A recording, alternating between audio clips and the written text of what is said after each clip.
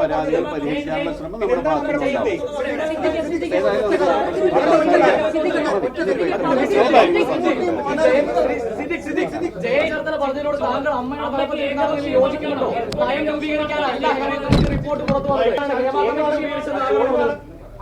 അമ്മയുടെ പ്രസക്തി എന്താണ്? അല്ല, അമ്മയുടെ പ്രസക്തി എന്താണ്? പിന്നെ അമ്മയുടെ അല്ല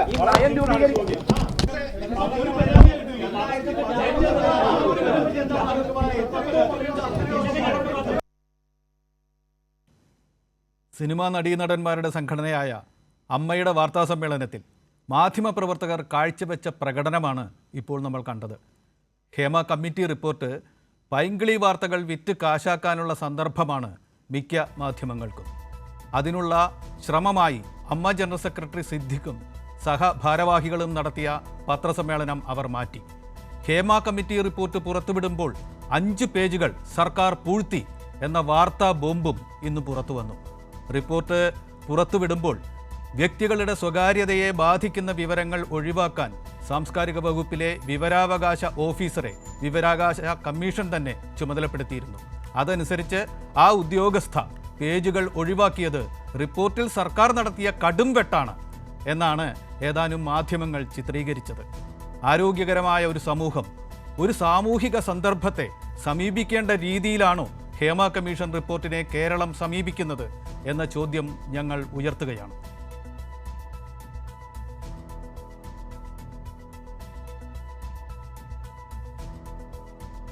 ഇന്ന് ഈ ചർച്ചയിൽ പങ്കെടുക്കാൻ CPIM-ന് വേണ്ടി ഡോക്ടർ ഷിജു ഖാൻ എത്തുന്നു.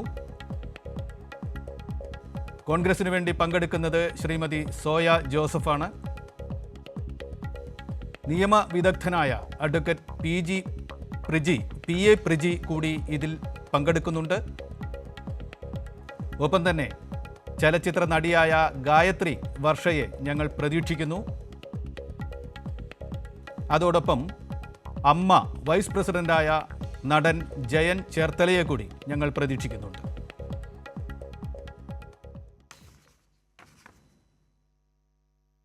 ഞങ്ങൾ ഈ സംവാദത്തിന് ശീർഷകമായി കൊടുത്തിരിക്കുന്നത് ശേഷം കോടതിയിൽ എന്ന 2 വാക്കുകളാണ്. ശേഷം നിയമ വഴിയിലൂടെ എന്നും അതിന് അർത്ഥം കൽപ്പിക്കാം. പക്ഷേ ഈ സമൂഹത്തിൽ പല നിലപാടുകളുണ്ട്. ശേഷം പത്രത്താളുകളിലൂടെ എന്ന് വിചാരിക്കുന്നവരുണ്ട്, അങ്ങനെ ചെയ്യുന്നവരുണ്ട്. ഒപ്പം തന്നെ ശേഷം മിനി സ്ക്രീനിൽ എന്ന് വിചാരിക്കുന്നവരുണ്ട്. ശേഷം അപവാദ സൈറ്റുകളിൽ എന്ന് വിശ്വസിക്കുകയും അത് പ്രയോഗിക്കുകയും ചെയ്യുന്നവരുണ്ട്. ശേഷം ഉപജാപ വേദികളിൽ എന്ന് വിചാരിച്ച് അങ്ങനെ നീങ്ങുന്നവരുണ്ട്. ശേഷം രാഷ്ട്രീയ പ്രസംഗവേദികളിൽ എന്ന് കരുതുന്നവരും നിർഭാഗ്യവശാൽ നമ്മൾക്കിടയിലുണ്ട്.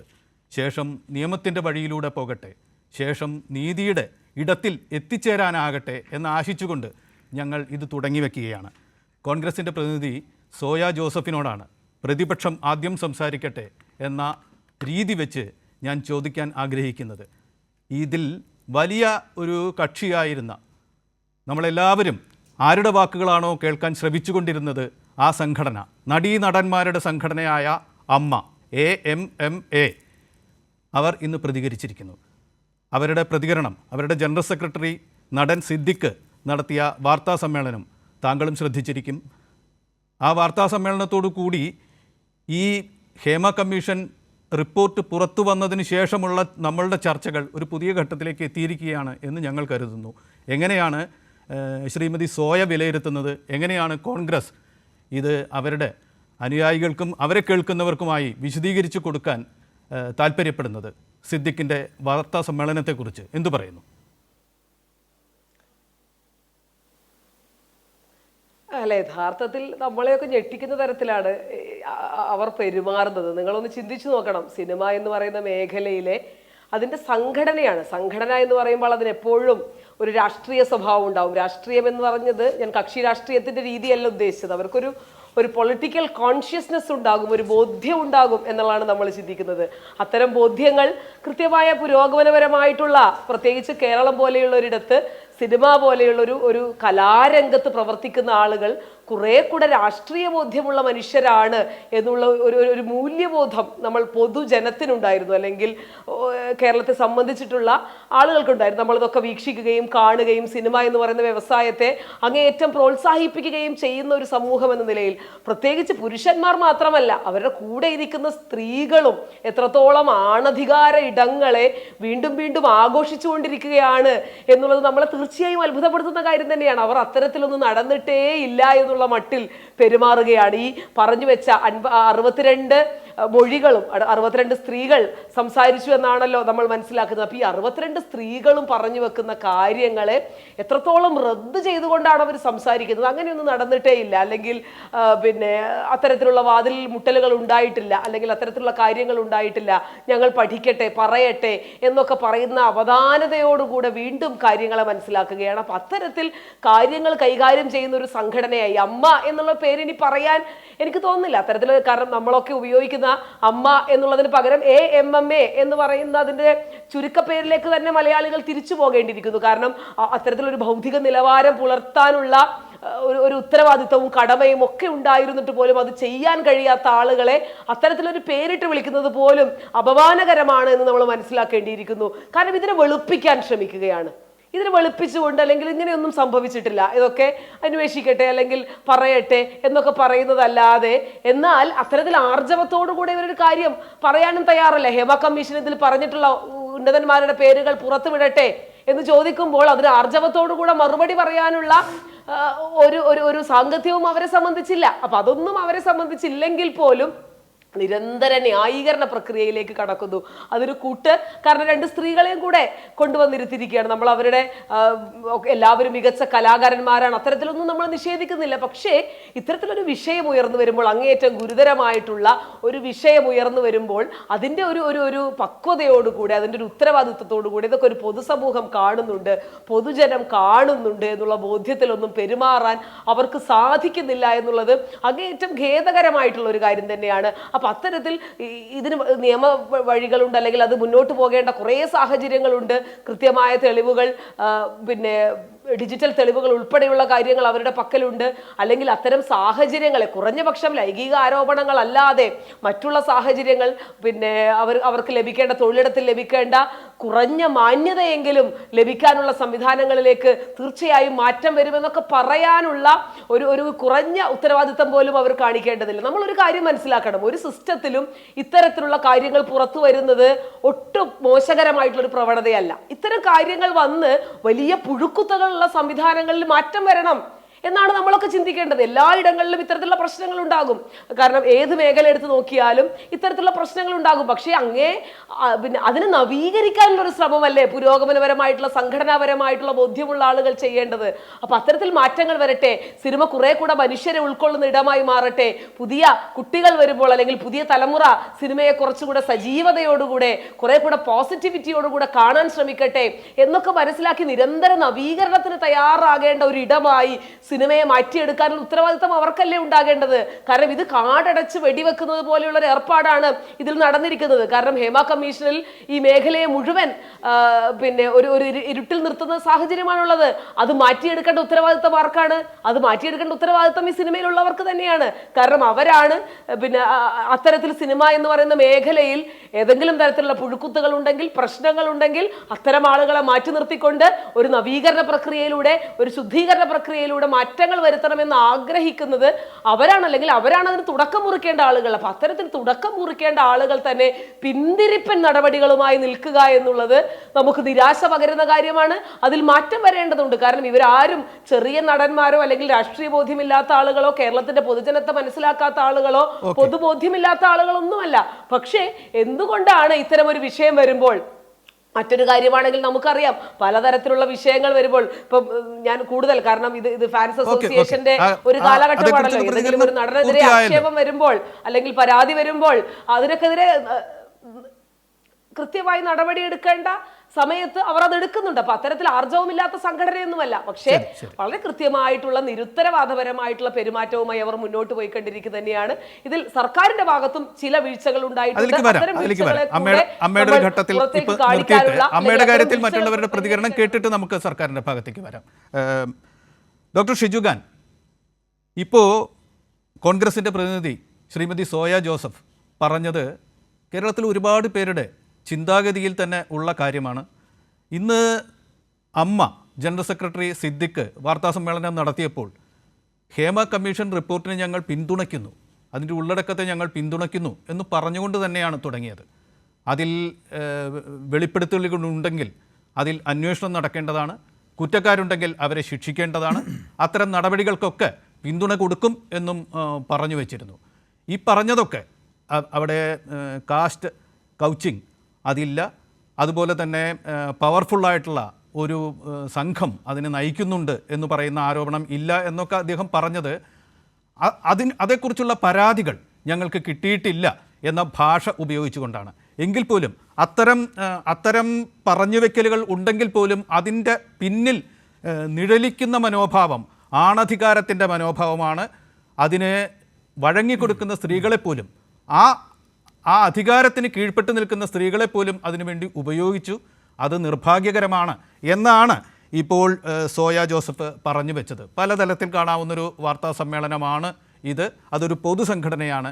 ആ സംഘടനയുടെ ഇന്നത്തെ നിലപാടുകൾ പ്രഖ്യാപനം ഈ പ്രശ്നപരിഹാരത്തിന് എത്രമാത്രം സഹായകരമാണ്, അതിനെ ഒരു പൊതുപ്രവർത്തകൻ എന്ന നിലയ്ക്കും CPIM-ൻ്റെ പ്രതിനിധി എന്ന നിലയ്ക്കും ഡോക്ടർ ഷിജു ഖാൻ എങ്ങനെയാണ് വിലയിരുത്തുന്നത്? മലയാള സിനിമയുടെ ചരിത്രത്തിൽ ഏറ്റവും പ്രധാനപ്പെട്ട ഒരു ഇടപെടലാണ് കേരള ഗവൺമെൻറ്റും സാംസ്കാരിക വകുപ്പും നടത്തിയത്. പ്രത്യേകിച്ചും സിനിമാ രംഗത്ത് ഉയർന്നു വരുന്ന പ്രശ്നങ്ങളെയും വിവേചനങ്ങളെയും സ്ത്രീവിരുദ്ധമായ സമീപനങ്ങളെയും ഒക്കെ സംബന്ധിച്ച് വളരെ സമഗ്രമായ ഒരു റിപ്പോർട്ട് തയ്യാറാക്കുന്നതിന് വേണ്ടി ജസ്റ്റിസ് ഹേമയെപ്പോലെ ഏറ്റവും പ്രമുഖയായ ഒരു വ്യക്തിത്വത്തെ അവരുടെ നേതൃത്വത്തിലുള്ളൊരു കമ്മിറ്റിയെ നിയോഗിക്കുകയുണ്ടായി. ആ കമ്മിറ്റി തയ്യാറാക്കിയ റിപ്പോർട്ടിൽ ഒട്ടേറെ ഗൗരവതരമായ വിഷയങ്ങൾ പരാമർശിക്കുന്നുണ്ട്. തൊഴിൽ ചൂഷണത്തെക്കുറിച്ച്, അതോടൊപ്പം പിന്നെ ശമ്പളത്തിലെ വിവേചനത്തെക്കുറിച്ച്, സ്ത്രീകളുടെ സുരക്ഷയെക്കുറിച്ച്, അവരുടെ അടിസ്ഥാന സൗകര്യ പ്രശ്നങ്ങളെക്കുറിച്ച്, ലൈംഗികമായ ചൂഷണത്തെ സംബന്ധിച്ച് ഒക്കെ വളരെ സമഗ്രമായി അതിനകത്ത് പ്രതിപാദിച്ചിട്ടുണ്ട് എന്നുള്ളതാണ് നമ്മൾ മനസ്സിലാക്കുന്നത്. അതിൻ്റെ അടിസ്ഥാനത്തിൽ ഗവൺമെൻറ് ചെയ്യാവുന്ന, നിയമത്തിനകത്ത് നിന്നുകൊണ്ട് ചെയ്യാവുന്ന ഒട്ടേറെ നടപടികൾ സ്വീകരിച്ചു. ഇൻറ്റേർണൽ കംപ്ലയിൻറ്റ് കമ്മിറ്റി സിനിമാ രംഗത്ത് രൂപീകരിക്കുന്നതിനുള്ള തീരുമാനമെടുത്തു.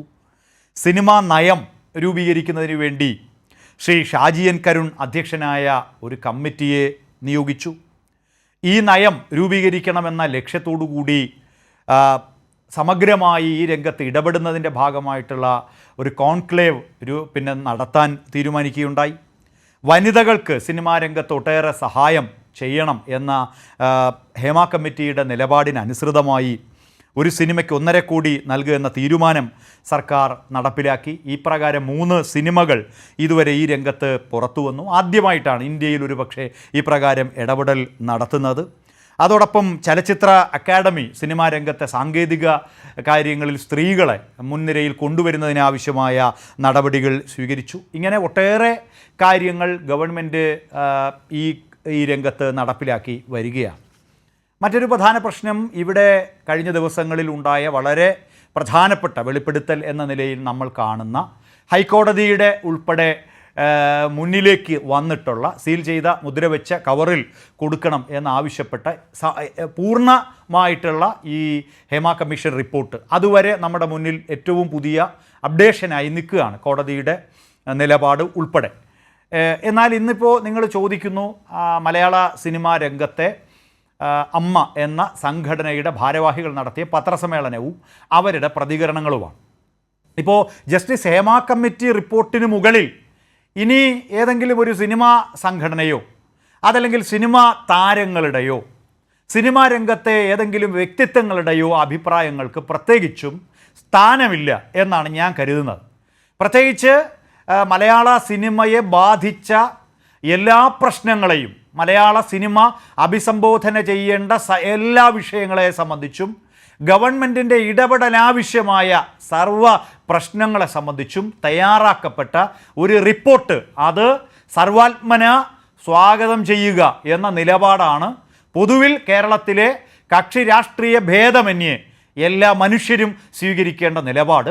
പിന്നെ അതിനകത്ത് പരാമർശിച്ചിരിക്കുന്ന കാര്യങ്ങളിൽ നിഷേധിക്കുകയോ അതല്ലെങ്കിൽ അങ്ങനെയൊന്നുമില്ല, മലയാള സിനിമയിൽ ഒരു പ്രശ്നവുമില്ല എന്ന് ഇനി അമ്മയെന്നല്ല ഏത് സംഘടന അതിൻ്റെ ഏത് ഭാരവാഹി വിലയിരുത്തൽ നടത്തിയാലും നമ്മുടെ മുന്നിലുള്ളത് ജസ്റ്റിസ് ഹേമ തയ്യാറാക്കിയിട്ടുള്ള റിപ്പോർട്ടാണ്. അതിന്മേൽ ഏതൊക്കെ തരത്തിലുള്ള ഭരണ നിർവഹണ അഡ്മിനിസ്ട്രേഷൻ എന്ന നിലയിൽ നടപടി സ്വീകരിക്കണം എന്ന അഭിപ്രായം വന്നു. അതിൻ്റെ അടിസ്ഥാനത്തിൽ ഗവൺമെൻറ് ആ നിലപാട് സ്വീകരിക്കുന്നു. കോടതിയുടെ മുന്നിലേക്ക് പോയപ്പോൾ കോടതി അക്കാര്യത്തിൽ ചില പ്രതികരണങ്ങൾ നടത്തിയിട്ടുണ്ട്. അതോടൊപ്പം അതിൽ നിയമപരമായ നടപടികൾ സ്വീകരിക്കേണ്ടത് കോടതി അക്കാര്യത്തിൽ തീരുമാനമെടുക്കും എന്ന് കോടതി പരാമർശിച്ചിട്ടുണ്ട്. അതുകൊണ്ട് ഏതെങ്കിലും നടീനടന്മാർ വ്യക്തിപരമായി നടത്തുന്ന അഭിപ്രായങ്ങളോ ആ രംഗത്ത് പ്രവർത്തിക്കുന്ന പ്രൊഫഷണൽ സംഘടനകൾ സ്വീകരിക്കുന്ന നിലപാടോ അല്ല കേരളീയ സമൂഹം പരിഗണിക്കേണ്ടത്.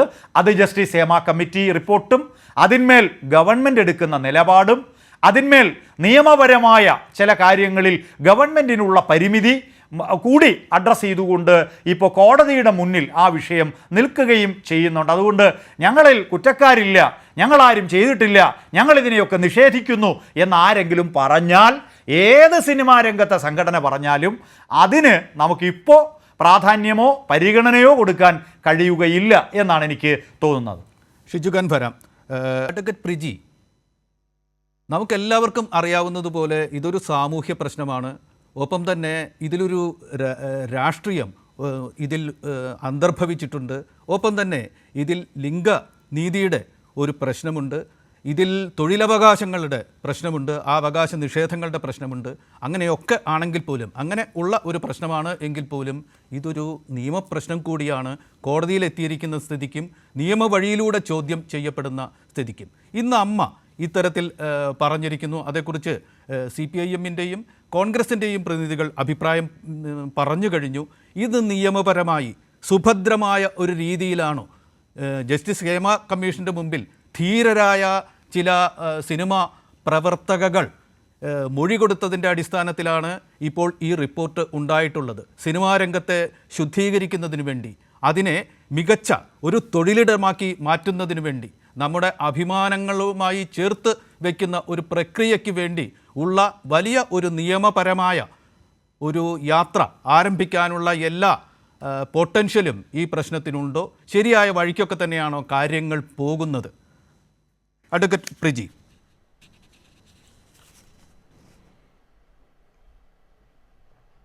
ഇന്ത്യയുടെ പശ്ചാത്തലത്തിൽ നമ്മൾ പരിശോധിക്കുമ്പോൾ ഇന്ത്യയിലെ സംസ്ഥാനങ്ങളിൽ ആദ്യമായി കേരളത്തിൽ ഇത്തരത്തിൽ ഒരു പഠനം വേണം എന്ന് തീരുമാനിച്ച ഗവൺമെൻറ്റിനെ ആദ്യമായി അഭിനന്ദിക്കാൻ യഥാർത്ഥത്തിൽ ചലച്ചിത്ര മേഖലയിലുള്ള ആളുകൾ തയ്യാറാകേണ്ടി ഇരുന്നതാണ്.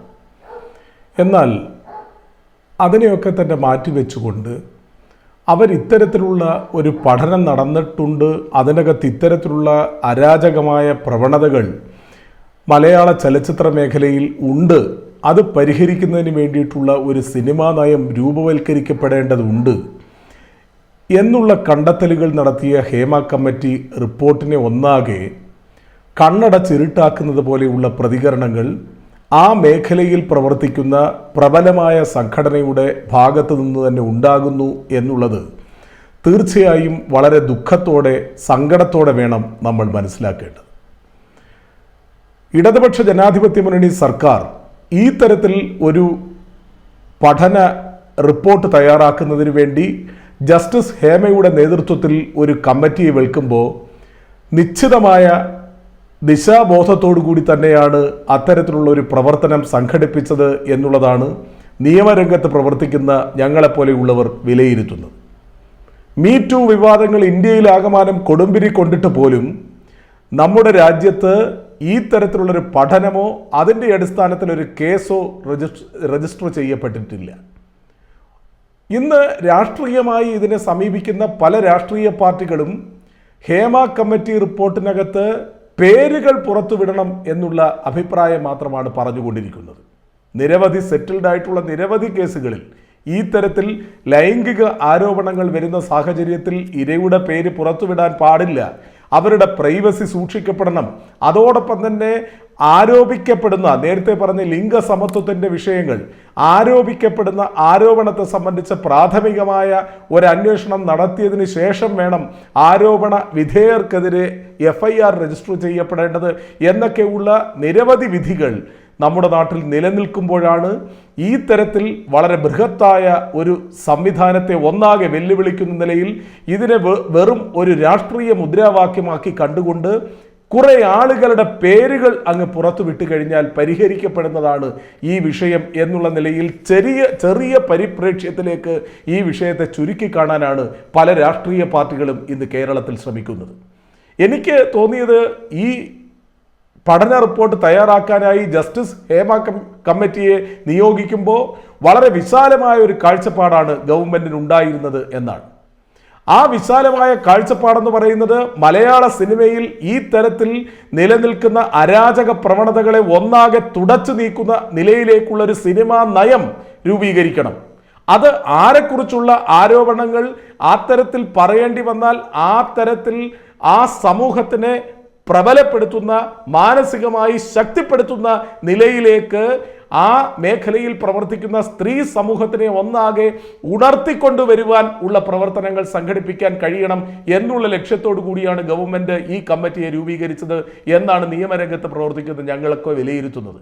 അതിൻ്റെ അടിസ്ഥാനത്തിൽ ഇപ്പോൾ വന്നിരിക്കുന്നത് എന്താ, ഹേമ കമ്മിറ്റിയുടെ മുമ്പിൽ ചെന്ന് ഈ തരത്തിലെ അനുഭവങ്ങൾ ഉണ്ടെങ്കിൽ പോലും ഞങ്ങൾക്ക് പരാതി പരസ്യമായി പറയാനുള്ള ശേഷിയില്ല, ത്രാണിയില്ല, ധൈര്യമില്ല എന്ന് പറഞ്ഞിരുന്ന സ്ത്രീ സമൂഹത്തിലെ പ്രതിഭാസമ്പന്നരായിട്ടുള്ള നമ്മുടെ അഭിനേത്രികൾ ഓരോരുത്തരായി കഴിഞ്ഞ ദിവസങ്ങളിൽ വന്ന് വളരെ പ്രബലരായിട്ടുള്ള നടന്മാർക്കെതിരെ, സംവിധായകന്മാർക്കെതിരെ ഒക്കെ അവർക്കുണ്ടായ അനുഭവങ്ങൾ തുറന്നു പറയാനുള്ളൊരു മാനസിക തൻ്റെ ഇടത്തിലേക്ക് കൊണ്ടെത്തിക്കുവാൻ ഈ ഗവൺമെന്റിന് ഹേമ കമ്മിറ്റിയുടെ പഠന റിപ്പോർട്ട് വഴി നടത്താൻ തുടങ്ങിക്കഴിഞ്ഞിരിക്കുന്നു എന്ന് നമ്മളിതിനെ കാണണം.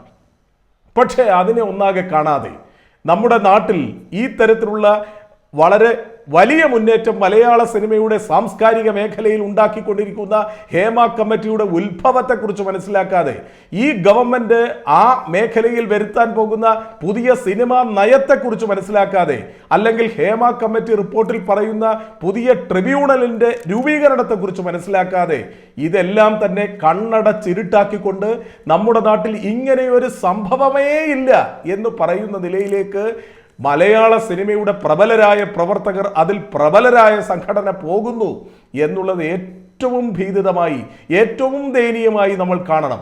അതിൽ ഏറ്റവും രസകരമായും ഏറ്റവും സഹതാപാർദ്രമായും ഞാൻ കണ്ടത്, അതിന് സാക്ഷ്യം പറയാനായി പേരെടുത്ത് പറയേണ്ട 1-2 നടികളെ കൂടി ആ പത്രസമ്മേളനത്തിൽ പങ്കെടുപ്പിച്ചു എന്നുള്ളതാണ്.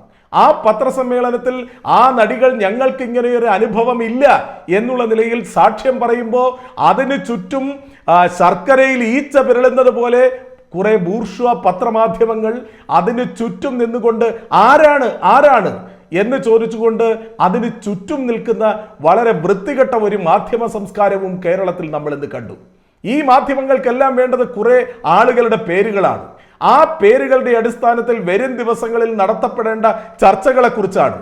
ഈ ഗവൺമെന്റ് അധികാരത്തിലിരിക്കുമ്പോൾ ഇങ്ങനെ കുറെ ആളുകൾ മലയാള സിനിമയിൽ ഉണ്ട് എന്നുള്ള നിലയിലേക്ക് കേരളത്തിലെ പൊതുസമൂഹത്തിന്റെ ചിന്താധാരയെ മാറ്റിമറിക്കാൻ വേണ്ടിയുള്ള ഒരു രാഷ്ട്രീയമായ അജണ്ടയുടെ അടിസ്ഥാനത്തിൽ ഈ തരത്തിലേക്കുള്ള കാര്യങ്ങൾ കേരളത്തിന്റെ ഒരു സംഘം മാധ്യമങ്ങളുടെ സഹായത്തോടു കൂടി വരുത്തി തീർക്കാൻ കേരളത്തിലെ പല രാഷ്ട്രീയ പാർട്ടികളും ശ്രമിക്കുന്നു എന്നുള്ളതാണ് നാം കാണേണ്ടത്. അവർക്ക് വേണ്ടത് തീർച്ചയായും മലയാള സിനിമയെ ഒരു നല്ല ഒരു സാംസ്കാരിക നിലവാരത്തിലേക്ക് സ്ത്രീകൾക്ക്, അതോടൊപ്പം തന്നെ തിലകനെ പോലെയൊക്കെയുള്ള അഭിനേതാക്കൾക്ക് സ്വതന്ത്രമായും വ്യക്തിത്വത്തോടു കൂടിയും യാതൊരു പീഡനങ്ങളും ഭയവുമില്ലാതെയും അവരുടെ തൊഴിലിടങ്ങളിൽ പ്രവർത്തിക്കാനുള്ള ഒരു അവസരം ഉണ്ടാക്കി കൊടുക്കുന്നതിൻ്റെ പോരാട്ടത്തിൻ്റെ ഒരു പാതയിലേക്ക് ഇടതുപക്ഷ ജനാധിപത്യ മുന്നണി സർക്കാർ വരുന്നു എന്നുള്ളതിൻ്റെ ആ വഴിയിൽ, ആ വഴിത്താരയിൽ ഒരു തടസ്സമായി നിന്നുകൊണ്ട് അതിനെതിരെ എപ്പോഴും വിമർശനങ്ങൾ മാത്രം ഉന്നയിക്കുന്ന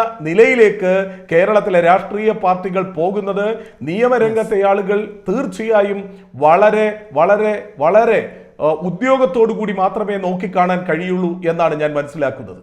വരും ദിവസങ്ങളിൽ തീർച്ചയായും ഹേമ കമ്മിറ്റി റിപ്പോർട്ടിന്റെ അടിസ്ഥാനത്തിൽ ഭയമില്ലാതെ അല്ലെങ്കിൽ ആരാലും ചൂഷണം ചെയ്യപ്പെടാതെ സ്ത്രീകൾക്കും അതോടൊപ്പം തന്നെ പുരുഷന്മാർക്കും സിനിമാ മേഖലയിൽ പ്രവർത്തിക്കാൻ കഴിയുന്ന നിലയിലേക്കുള്ളൊരു നയരൂപീകരണം ഇടതുപക്ഷ ജനാധിപത്യ മുന്നണി സർക്കാരിൻ്റെ നേതൃത്വത്തിൽ കേരളത്തിൽ ഉണ്ടാകും എന്നുള്ള പ്രത്യാശ ഇപ്പോഴും കേരളത്തിലെ പൊതുസമൂഹത്തിൻ്റെ മുമ്പിൽ നിലനിൽക്കുന്നു.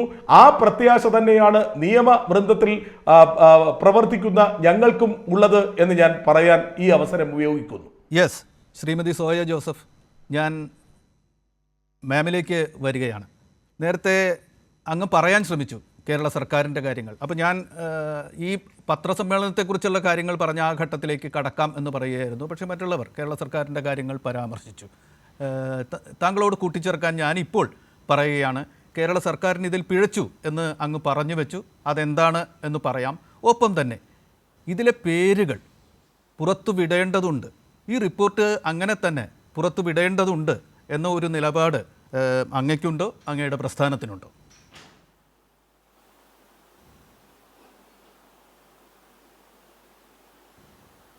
അല്ല, ഞാൻ ഈ പറയുന്ന ഇപ്പം എനിക്ക് മുൻപ് സംസാരിച്ച നിയമവിദഗ്ധനായിട്ടുള്ള അഡ്വക്കേറ്റ് പറയുന്നത്, അദ്ദേഹം പറയുന്നത് ഈ ആളുകൾക്ക് അല്ലെങ്കിൽ രാഷ്ട്രീയക്കാർക്കും മാധ്യമങ്ങൾക്കും കുറെ ആളുകളുടെ പേരുകൾ കിട്ടുക എന്നുള്ളതാണ് പ്രശ്നം എന്നുള്ളതാണ് അദ്ദേഹം അങ്ങനെയാണ് പറഞ്ഞത്.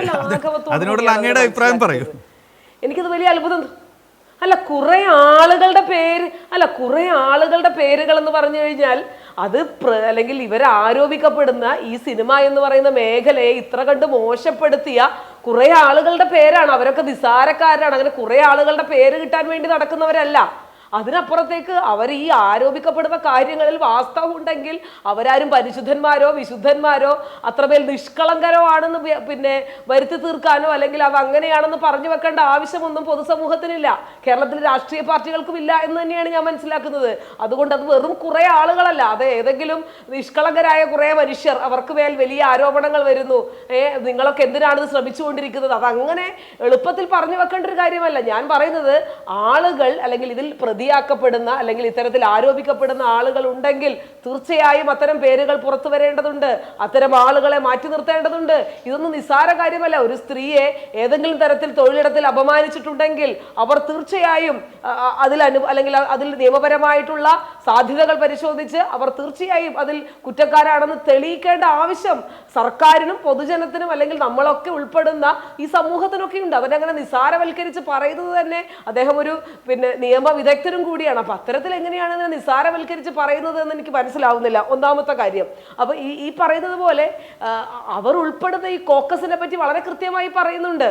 അപ്പൊ ആ കോക്കസിലേക്കൊക്കെ കടന്നു പോകുമ്പോൾ ഇതിനെയൊക്കെ നിസ്സാരവൽക്കരിച്ച് നമുക്ക് അങ്ങനെ പറഞ്ഞു പോകാൻ സാധിക്കുന്നില്ല എന്നുള്ളതാണ് വാസ്തവം. പിന്നെ സർക്കാരിനെ സംബന്ധിച്ച് ഇപ്പം എനിക്ക് മുൻപ് സംസാരിച്ച ഷിജു ഖാനും അതിനുശേഷം സംസാരിച്ച നിയമവിദഗ്ധനായിട്ടുള്ള വക്കീലുമൊക്കെ വളരെ കൃത്യമായി ഇടതുപക്ഷത്തെ വലിയ രീതിയിൽ പ്രൊമോട്ട് ചെയ്യുന്നതായി ഞാൻ മനസ്സിലാക്കി. കാരണം അല്ല, ഇതിനും കൂടെ ഒരു കാര്യം കൂടെ പറഞ്ഞ് അവസാനിപ്പിക്കട്ടെ. കാരണം വലിയ രീതിയിൽ പ്രൊമോട്ട് ചെയ്യുന്നതായിട്ട് എനിക്ക് മനസ്സിലാക്കാൻ കഴിഞ്ഞു. ഈ പ്രൊമോട്ട് ചെയ്യുന്നതിൽ ഞാൻ കമ്മീഷനെ വെച്ചു എന്നുള്ള കാര്യത്തിൽ എനിക്ക് സംശയമില്ല. ഇതിലെ പുഴുക്കുത്തുകൾ മാറാനാണെങ്കിൽ 19 റിപ്പോർട്ട് കിട്ടുമ്പോൾ അന്ന് പുറത്തുവിടാമായിരുന്നില്ലേ? 4.5 കൊല്ലമായി ആ മേഖലയിലുണ്ടായി അല്ലെങ്കിൽ അത്തരത്തിൽ സ്ത്രീകൾ അനുഭവിച്ചുകൊണ്ടിരുന്ന 4.5 കൊല്ലത്തെ പ്രശ്നമെങ്കിലും കുറയ്ക്കാൻ സാധിക്കുമായിരുന്നില്ലേ? എന്തുകൊണ്ട് പുറത്തുവിടാൻ കഴിഞ്ഞില്ല? അപ്പൊ അതിൽ പറയുന്നത് ഹേമ അല്ലെങ്കിൽ ഈ ജസ്റ്റിസ് ഹേമ പറഞ്ഞിട്ടുണ്ട്, അത് ഇന്ത്യയിലെ നിയമവ്യവസ്ഥ അനുസരിച്ച് ഇരകൾക്ക് സംരക്ഷണം കൊടുക്കുന്ന രീതിയിൽ മാത്രമേ റിപ്പോർട്ട് പുറത്തുവിടാനാകൂ എന്നാണ് പറഞ്ഞിട്ടുള്ളത്. അതെല്ലാ തരത്തിലും അത് പാലിക്കപ്പെട്ടുകൊണ്ട് തന്നെ വേണം. ഇന്ന് പുതിയ വാർത്തകൾ അല്ലെങ്കിൽ വിവരാവകാശ നിയമം വെച്ച് പുതിയ വാർത്തകൾ വന്നുകൊണ്ടിരിക്കുകയാണ്. വിവരാവകാശ കമ്മീഷൻ പറയാത്ത അല്ലെങ്കിൽ മാറ്റിവെക്കണം അല്ലെങ്കിൽ മറച്ചു വെക്കണം എന്ന് പറയാത്ത ഭാഗങ്ങൾ സർക്കാർ വളരെ കൃത്യതയോടുകൂടെ മറച്ചു വെച്ചു എന്നുള്ള വാർത്തകൾ പുറത്തു വരികയാണ്. അപ്പൊ എന്തിനു വേണ്ടിയാണ് സർക്കാർ ശ്രമിക്കുന്നത് എന്നൊക്കെ കേരളത്തിലെ പൊതുജനത്തിന് വളരെ കൃത്യമായി മനസ്സിലാക്കിയിട്ടുണ്ട്. അപ്പോൾ അത്തരത്തിൽ അമ്മ എന്ന് പറയുന്ന സംഘടനയെ അല്ലെങ്കിൽ അവർ മുന്നോട്ട് വെക്കുന്ന രാഷ്ട്രീയ നിലപാട്, അവർ അമ്മ കളിക്കുകയാണെങ്കിൽ സർക്കാർ അച്ഛൻ കളിക്കാൻ ശ്രമിച്ചുകൊണ്ടിരിക്കുകയാണ്. അപ്പൊ അതിനേക്കാൾ സ്ത്രീവിരുദ്ധമായിട്ടുള്ള നിലപാടുകൾ തന്നെയാണ് സർക്കാർ എടുത്തുകൊണ്ടിരിക്കുന്നത്. ഇത് പറയുന്നത്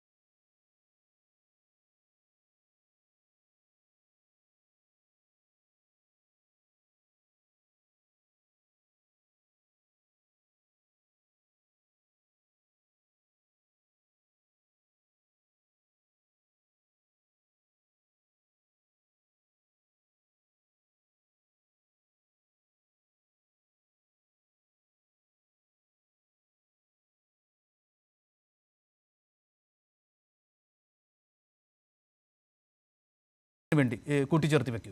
അല്ല, ഇവിടെ ഗവൺമെൻറ്റിനെ പിന്നെ തെറ്റുപറ്റി എന്ന് പൊതുസമൂഹം വിചാരിക്കുന്നുവെന്നൊക്കെയുള്ള കോൺഗ്രസ് പ്രതിനിധിയുടെ ആ പ്രതികരണം തന്നെ തെറ്റായ കാര്യമാണ്. അത് വസ്തുതയല്ല. ഗവൺമെൻറ് ഇക്കാര്യത്തിൽ എടുത്ത പ്രവർത്തനങ്ങളെ മുഴുവൻ ജനങ്ങളും സാംസ്കാരിക രംഗത്ത് പ്രവർത്തിക്കുന്നവരും സിനിമാ രംഗത്ത് പ്രവർത്തിക്കുന്നവരുമൊക്കെ പൊതുവിൽ വളരെ അനുകൂലമായ ഒരു നിലപാടാണ് സ്വീകരിച്ചിട്ടുള്ളത്. പിന്നെ ഇക്കാര്യത്തിൽ കോടതിയുടെ ഇടപെടലാണ് ഇപ്പോൾ വന്നിരിക്കുന്നത്. സ്വമേധയാ പോലീസ് കേസെടുക്കണമെങ്കിൽ നേരത്തെ തന്നെ സുപ്രീം കോടതിയുടെയൊക്കെ കൃത്യമായിട്ടുള്ള അക്കാര്യത്തിലുള്ള നിലപാടുകളുണ്ട്, അക്കാര്യത്തിൽ കൃത്യമായ മാർഗനിർദ്ദേശമുണ്ട്. അപ്പോൾ നമുക്ക് തെളിവുകളുടെ അടിസ്ഥാനത്തിലും അതോടൊപ്പം ഐഡൻറ്റിഫിക്കേഷൻ്റെ അടിസ്ഥാനത്തിലും വ്യക്തികളെ കൃത്യമായ വിവരങ്ങളുടെ അടിസ്ഥാനത്തിലുമൊക്കെ അങ്ങനെ വരുന്ന കേസുകളിലാണ് പോലീസിന് അക്കാര്യത്തിൽ കേസെടുക്കാൻ കഴിയുക. അപ്പോൾ അതിനപ്പുറത്തേക്ക് ഇക്കാര്യത്തിൽ ഒരു ജനറൽ സ്റ്റേറ്റ്മെൻറ്റ് പറയുന്ന ഏതെങ്കിലും ഒരു ഭാഗത്തെ എടുത്തുകൊണ്ട് പോലീസ് കേസെടുക്കണം എന്നൊക്കെ കോൺഗ്രസ് ആരോപിക്കുന്നതും മറ്റ് ആളുകൾ ആരോപിക്കുന്നതുമൊക്കെ ഇക്കാര്യത്തെ വിഷയത്തെ വഴിതിരിച്ചു വിടുന്നതിന് വേണ്ടി മാത്രമാണ്.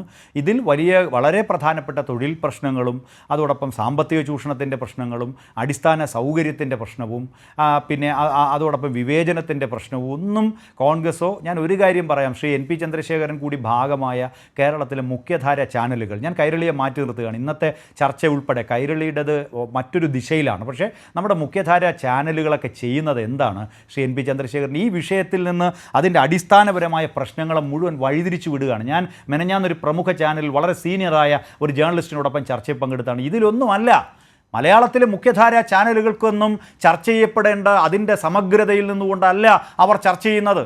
അവർ മുന്നോട്ട് വയ്ക്കുന്ന ചില പ്രത്യേക വിഷയങ്ങളുടെ അടിസ്ഥാനത്തിലല്ലാതെ അവർ പ്രതിഫലം കൃത്യമായി ലഭിക്കാത്ത തൊഴിലാളികളായിട്ടുള്ള ജീവനക്കാരുടെ പ്രശ്നങ്ങൾ പറയുന്നില്ല. മിനിമം പ്രതിഫലം കിട്ടാത്ത സിനിമാ മേഖലയിലെ പാവപ്പെട്ടവരുടെ വിഷയങ്ങൾ പറയുന്നില്ല. അതോടൊപ്പം കരാറില്ല, അടിസ്ഥാനപരമായ കരാറില്ലാതെ പ്രവർത്തിക്കേണ്ടി വരുന്ന പിന്നെ ആളുകളുടെ പ്രശ്നങ്ങൾ പറയുന്നില്ല. ഗായത്രി വർഷ ചൂണ്ടിക്കാണിച്ചതുപോലുള്ള ഒട്ടേറെ പ്രശ്നങ്ങളുണ്ട്. ഇതൊന്നും മുഖ്യധാര ചാനലുകൾക്ക് പ്രശ്നമല്ല, അവതാരകന്മാർക്ക് പ്രശ്നമല്ല. അവർക്ക് 2 ദിവസത്തെ രാത്രി 8 മണി ചർച്ച മാത്രമായി ഇതിനെ മാറ്റാനാണ് അവർ ശ്രമിക്കുന്നത്. കോൺഗ്രസ് ഇപ്പോൾ എടുക്കുന്ന നിലപാട്, ഈ കേരളത്തിലെ ജനങ്ങൾ ഈ ഗവൺമെൻറ്റിൽ വിശ്വാസമർപ്പിച്ച് മുന്നോട്ട് പോകുമ്പോൾ, കൃത്യമായ നടപടികൾ ഗവൺമെൻറ് സ്വീകരിച്ച് മുന്നോട്ട് പോകുമ്പോൾ അതിൽ നിന്നെല്ലാം വഴിതിരിച്ചു വിടാനും ഇതിനെ ഒരു രാഷ്ട്രീയ പ്രശ്നമാക്കി മാറ്റാനുമാണ് കോൺഗ്രസ് ശ്രമിക്കുന്നത്. ഞങ്ങൾ ഓർമ്മിപ്പിക്കുന്നു, കോൺഗ്രസ് എക്കാലവും നിന്നിട്ടുള്ളത് വേട്ടക്കാർക്കൊപ്പമാണ്. വേട്ടക്കാരുടെ സ്തുതിപാഠകരായ സിനിമാക്കാരെ കൊണ്ട് പിന്നെ സ്ഥാനാർത്ഥിയാക്കി മാറ്റുന്ന പാർട്ടിയായി കോൺഗ്രസ് മാറിയിട്ടുണ്ട്. വേട്ടക്കാരെ സ്തുതിപാഠകർക്ക് പിന്തുണ കൊടുക്കുന്ന പാർട്ടിയായി കോൺഗ്രസ് മാറുമ്പോൾ ഞങ്ങൾ വേട്ടക്കാരെ ജയിലിലടയ്ക്കുന്ന നിലപാടാണ് ഈ കേരളത്തിലെ LDF ഗവൺമെൻറ് സ്വീകരിച്ചിട്ടുള്ളത്. ഞങ്ങൾ ഇനിയും കർശനമായ നിലപാടുകളുമായി മുന്നോട്ട് പോകും. അഡ്വക്കേറ്റ് PA പ്രിജി, ഇനി എന്ത്? ഇനി സംഭവിക്കാനുള്ളതിലേക്ക് ഈ മേഖലയിൽ നിന്ന് വിവിധ ആളുകൾ എന്താണ് കൂട്ടിച്ചേർക്കേണ്ടത്? വളരെ പെട്ടെന്ന് ദയവായി. ഈ ചർച്ചയുടെ തുടക്കത്തിൽ ചന്ദ്രശേഖരൻ പറഞ്ഞതിനെ ഒന്ന് ഊന്നി പറയാനാണ് ഞാനിതിൻ്റെ ആദ്യഘട്ടത്തിൽ ശ്രമിച്ചത്. അതോടൊപ്പം ചേർത്ത് വെക്കുന്ന ഒരു വാദമാണിപ്പോൾ ഡോക്ടർ ഷിജു ഖാനും ഉയർത്തിയിട്ടുള്ളത്. അതിനെ കോൺഗ്രസിൻ്റെ പ്രതിനിധി വളച്ചൊടിച്ചുകൊണ്ട് ഞാൻ കുറേ ആളുകളെ നിസ്സാരവൽക്കരിച്ച് പറയാൻ ശ്രമിച്ചു എന്നൊക്കെയുള്ള നിലയിലുള്ള വാദങ്ങൾ ഈ ചർച്ചയിൽ ഉയർത്തിക്കൊണ്ടുവന്നു. ഞാൻ അങ്ങനെ ആരോപണ വിധേയരെ ആരെയും ശിക്ഷിക്കേണ്ട, അവരെയൊക്കെ തന്നെ നിസ്സാരവൽക്കരിച്ച് കാണണം എന്നുള്ള അഭിപ്രായം ഞാൻ ഉയർത്തിയിട്ടില്ല. നേരെ മറിച്ച് കേരളത്തിലെ ചാനലുകളും കോൺഗ്രസ് എന്ന് പറയുന്ന പാർട്ടിയും ഖേമ കമ്മിറ്റി റിപ്പോർട്ട് പുറത്തു വന്ന ദിവസം മുതൽ നടത്തിക്കൊണ്ടിരിക്കുന്ന രാഷ്ട്രീയമായ മലീമസമായ രാഷ്ട്രീയ നിലപാടുകളെക്കുറിച്ചാണ് പറയാൻ ഞാൻ ആഗ്രഹിച്ചത്. ഹേമ കമ്മിറ്റിയെ അപ്പോയിന്റ് ചെയ്ത ഇടതുപക്ഷ ജനാധിപത്യ മുന്നണി സർക്കാരിൻ്റെ ലക്ഷ്യം മനസ്സിലാക്കാത്ത കോൺഗ്രസും അതിന് ഓശാന പാടിക്കൊണ്ടിരിക്കുന്ന കുറേ മാധ്യമങ്ങളും കഴിഞ്ഞ കുറേ ദിവസങ്ങളായി കാട്ടിക്കൂട്ടിക്കൊണ്ടിരിക്കുന്ന കലമ്പലുകളാണ് ഈ ചർച്ചയുടെ തുടക്കത്തിൽ ശ്രീ NP ചന്ദ്രശേഖരൻ ഈ ചർച്ചയുടെ തുടക്കത്തിൽ കാണിച്ചത്. അതൊരു പക്ഷേ കാണാത്ത നിലയിലായിരിക്കാം കോൺഗ്രസിന്റെ പ്രതിനിധി കണ്ണടച്ച് ഇരുട്ടാക്കിക്കൊണ്ട് കേരളത്തിലെ ഇടതുപക്ഷ ജനാധിപത്യ മുന്നണി സർക്കാർ ഇതെന്തോ പൂഴ്ത്തിവെച്ചുകൊണ്ട് പൊതുജന സമൂഹത്തിന്റെ മുമ്പിലാകമാനം എന്തോ കുഴപ്പങ്ങൾ കാട്ടിക്കൊണ്ടിരിക്കുന്നു എന്നുള്ള നിലയിലേക്ക് കണ്ണടച്ച് ഇരുട്ടാക്കിക്കൊണ്ട് കാടടച്ച് വെടിവെച്ചുകൊണ്ടുള്ള ഒരു വാദഗതി ഉയർത്തിക്കൊണ്ടിരിക്കുന്നത്. തീർച്ചയായും ഈ ഗായത്രി വർഷ 2 വരി കൂടി പറഞ്ഞ് അവസാനിപ്പിക്കൂ.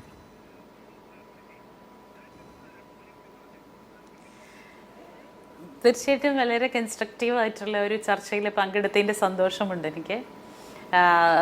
ഇവിടെ നമ്മൾ കാണേണ്ടുന്ന ഏറ്റവും പ്രധാനപ്പെട്ട കാര്യം, കേരളം പോലെയുള്ളൊരു സംസ്കൃത സമൂഹത്തിന് ഭക്ഷണം, വസ്ത്രം, പാർപ്പിടമല്ല അടിസ്ഥാന ആവശ്യങ്ങൾ. അതിനോടൊപ്പം വിജ്ഞാനവും വിനോദവും. വിനോദം നമ്മളിൽ ഒരുപാട് വലിയ ഇൻഫ്ലുവൻസ് ഉണ്ടാക്കുന്ന കാര്യമാണ്. ഏറ്റവും വലിയ സ്വാധീന വിനോദോപാധി സിനിമയാണ്. അവിടെ ഏറ്റവും സംസ്കരിക്കപ്പെട്ട നിലയിൽ ഒരു വൈജ്ഞാനിക നവകേരള സൃഷ്ടിക്ക് വേണ്ടി നമ്മൾ മുന്നോട്ട് പോകുമ്പോൾ ഏറ്റവും മൂല്യബോധമുള്ള, ഏറ്റവും നന്മയുള്ള, ഏറ്റവും സൗന്ദര്യമുള്ള, ഹാപ്പിനെസ് ഇൻഡെക്സ് അഡ്രസ്സ് ചെയ്യുന്നൊരു സമൂഹമാണ് നമ്മളുടേത്. അവിടെ ഏറ്റവും സൗന്ദര്യമുള്ള ഒരു സിനിമാ ലോകത്തിലേക്കുള്ള ഒരു തുറവായിട്ട് ഈ ഹേമ കമ്മിറ്റി റിപ്പോർട്ട് മാറണം. അതിന്റെ രീതിയിലുള്ള ചർച്ചകൾ സത്യമായിട്ടും ഇപ്പോൾ ബിജു ഖാൻ പറഞ്ഞതും വളരെ നിലവാരമുള്ള ഒരു ചർച്ച കാഴ്ചവെച്ചതിന് ഇതിൽ പങ്കെടുത്ത ഷിജു ഖാൻ, സോയ ജോസഫ്, അഡ്വക്കേറ്റ് പ്രിജി, ഗായത്രി വർഷ എന്നിവർക്ക് നന്ദി പറയുന്നു. ന്യൂസ് ആൻഡ് വ്യൂസ് അവസാനിക്കുകയാണ്.